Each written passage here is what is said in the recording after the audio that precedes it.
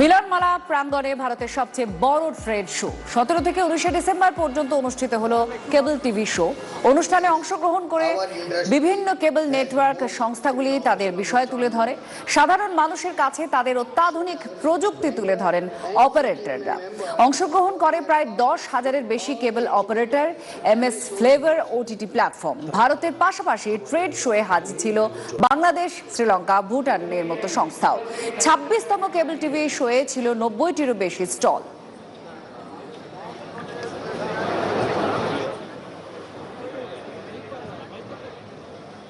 এই এক্সিবিশনটা মেন কিন্তু not B2C, এটা গ্রাহকের জন্য নয়, এটা হচ্ছে অপারেটরদের জন্য। তারা কি ভালো টেকনোলজিটাকে ইউজ করে গ্রাহক অবধি ভালো ছবিটা পরিষেবা দিতে পারে, তার জন্যই এই এক্সিবিশনটা করা।